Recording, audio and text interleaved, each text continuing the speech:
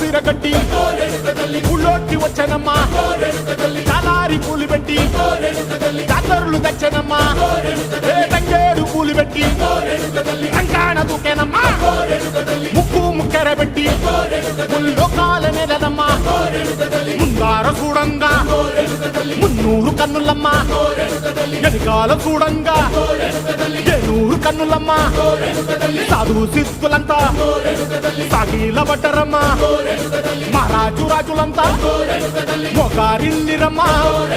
కోరిక కోరంగా రంగులు పూసినాము ఆశలు తీరంగా